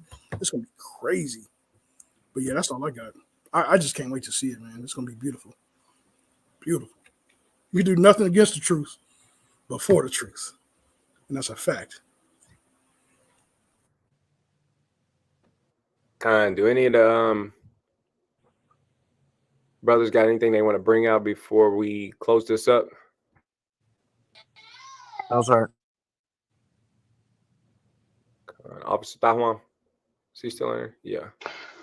God, I want to go ahead and bring this out since we're talking about the other nations. They're always upset whenever we build or rebuild or restore. And we can apply this to the physical temple and the spiritual temple, like we brought up. So I always bring this example out in Ezra 4. So this is Ezra 4, verse 1. It says, "Now when the adversaries of Judah and Benjamin heard that the children of the captivity builded the temple unto the Lord God of Israel, then they came to Zerubbabel and to the chief of the fathers and said unto them, Let us build with you, for we seek your God as ye do. And we do sacrifice unto him since the days of Esarhaddon, king of Assur, which brought us up hither. But Zerubbabel and Jeshua and the rest of the chief of the fathers of Israel said unto them, Ye have nothing to do with us to build an house unto our God, but we ourselves together will build unto the Lord God of Israel, as King Cyrus the king of Persia have commanded us. Then the people of the land weakened the hands of the people of Judah and troubled them in building, and hired counselors against them to frustrate their purpose all the days of Cyrus king of Persia, even until the reign of Darius king of Persia." So we see that today rebuilding the spiritual temple, and we see that these other nations, since they can't be a part of it, and they know they're not a part of it, they frustrate the building. That's why we see, you know, they going in our videos deleting 2-year-old videos. Like, what's the purpose of that? That's to frustrate the building. They hire Christian apologists to go against, just to be contrary of every breakdown that we have. That's to frustrate the building. So we see it time and time again, just like we read in Maccabees, and we see it today. So kind of that's all I got. Hey, you talking about frustrating from the deleting of the pages, bro?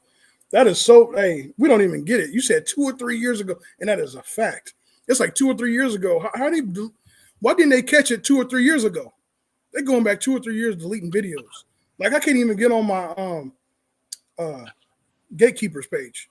I can't even get on because they did it. You know what I'm saying? They didn't like band it all the way off, but I got another strike. I was like, yeah, leave, man. I can't believe this, man. You talking about frustrating. It was frustrating. But God, I just wanted to let me back off of that. God.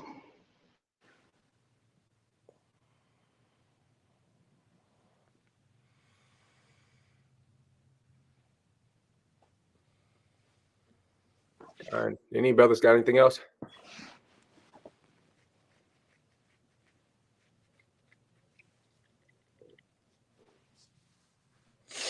It's like I stepped away for a brief second. Did I miss something? Yeah, fire precept, Ezra. Yeah, it was good though, because I don't think I ever read it past. I think it was 3, but how they frustrate their purpose. Yeah, that's fire. Mm-hmm. Mm-hmm. That's what fire. that one just pulled out. Yes, sir. Okay. Con. Did I you want to have- bring out the mockery as well. We can let me see. But like we said, a spiritual temple. They made mockery of us rebuilding the spiritual temple. Nehemiah 4 and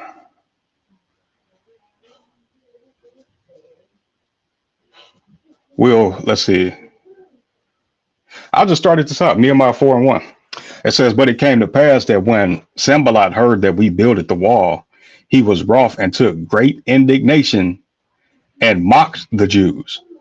And he spake before his brethren and the army of Samaria and said, what do these feeble Jews? Will they fortify themselves?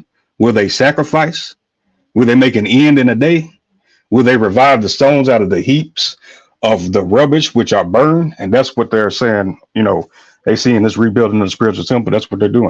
They're mocking and saying, they're looking at our lower state and they see us trying to rebuild and they're making mockery. It says, now Tobiah the Ammonite was by him, and he said, even that which they build, if a fox go up, he shall even break down their stone wall. And that's how they esteem, our efforts to this day.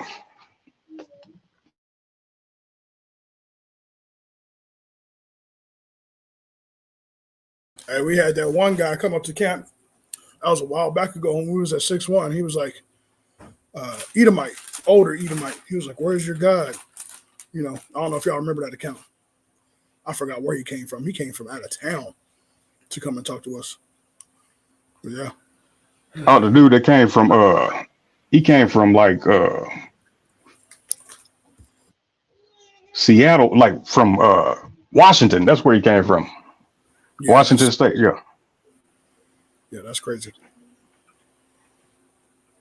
Yeah.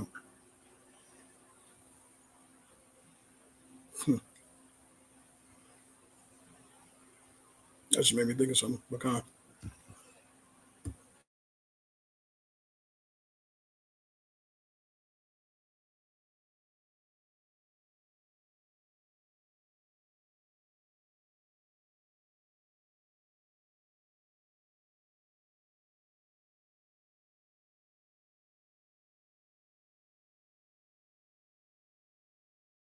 Salakia. Go ahead. Mahar, you here? Yes, sir. All right, go ahead, King. Nah, I'm letting brothers have the floor. I don't got nothing else right now.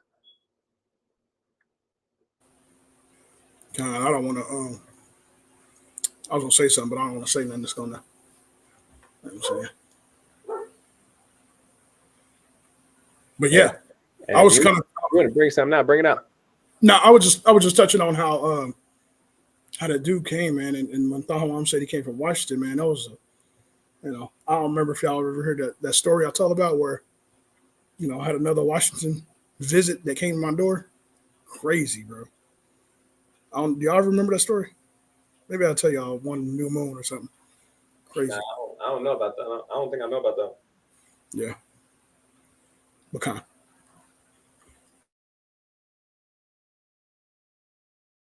Any of the soldiers got any points they want to make? La.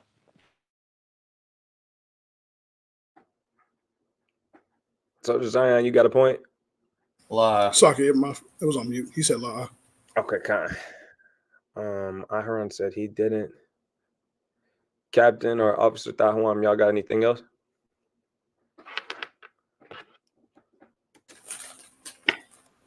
Not right off. All right. Well, I'm gonna close it up. Going once. Going twice.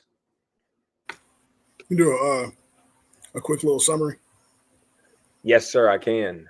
So Feast of dedication. It was ordained to keep by zealots and righteous men of the Most High. The reason of this feast of dedication, or Hanukkah, brothers know it as Hanukkah or Hanukkah. It is a feast day that is to be kept for a span of 8 days, just like the Feast of Tabernacles. The reason it's kept, we had Greeks come in and pollute, defile, and destroy our temple. And not only our temple, but our people and our cities and our homes.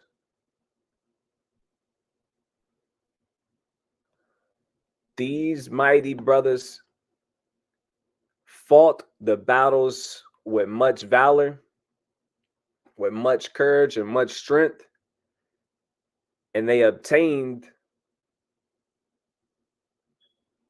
the temple. They recovered the temple, and they rededicated the altar back to the Most High. Why did they have to do that? Because these heathens defiled it with other gods, was sacrificing to their gods. So when we recovered it, we rededicated it to Yahweh. So because of that triumph, that victory, we memorialize this day or these days, and we celebrate it with great gladness. So after this live, I'm going to go pour out my glass of wine. I'm going to hit up Aharon, and we're gonna have a good Soldier Malachi. What's up? What we on? Hey, I don't think, man. Look up what we on, man. We're gonna light up the menorah. We're gonna light that thing back up. Next year, I'm gonna get some oil. Did you see all of that wax? But we're gonna enjoy ourselves, man.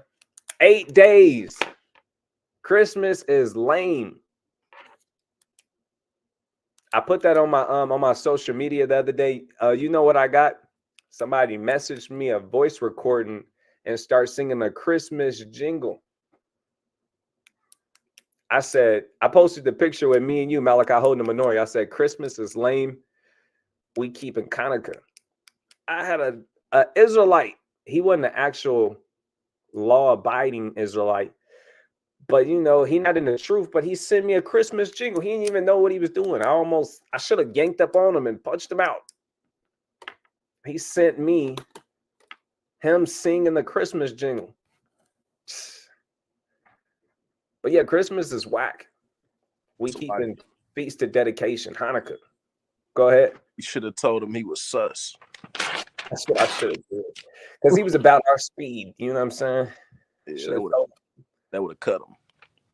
Bro, you don't even know.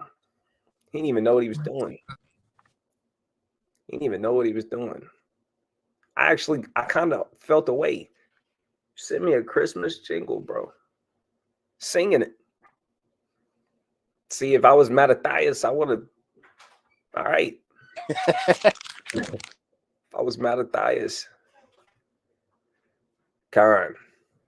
Shalom, family. Ramla. All right, man. We're going to close this thing out, man. Let's get. Man, I kind of want to get one of Maccabees, man. Let's get that one. We just read it.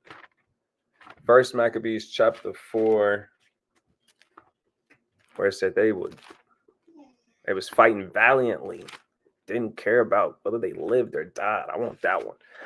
Read that for me, Malachi. First Maccabees 4:35. The book of First Maccabees, chapter 4, and verse 35. Now, when Lysias saw his army put to flight, and the manliness of Judas's soldiers, and how they were ready either to live or die valiantly. They were ready to go there with anybody.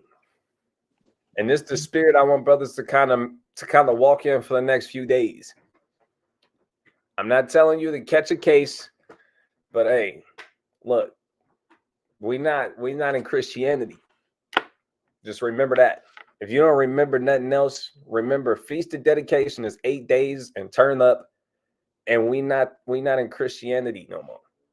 Those two things. That's what I want brothers to remember. Feast of Dedication, 8 days, turn up. We not in Christianity. That's my message. All right. I said that one. I'm going to grab one more and I'm closing up. This is the book of Sirach, chapter 43 and verse 30. It says, when you glorify the Lord, exalt him as much as ye can, for even yet will he far exceed. And when you exalt him, put forth all your strength and be not weary. Meaning, don't get tired. You can never go far enough. You can never go too hard for the Most High. You can never fear God too much. You can never be too obedient. You can never have too much faith.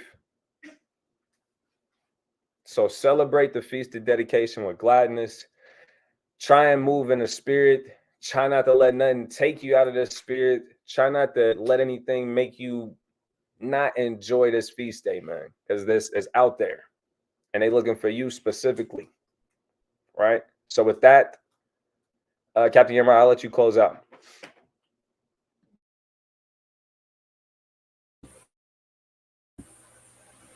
He told me to close out. And with that, we give all praises, all honor, and all glory to the Most High God, Yahweh, Ba'ashem, HaMashiach, Yahushua. Shalom, shalom. Shalom. Shalom. Shalom.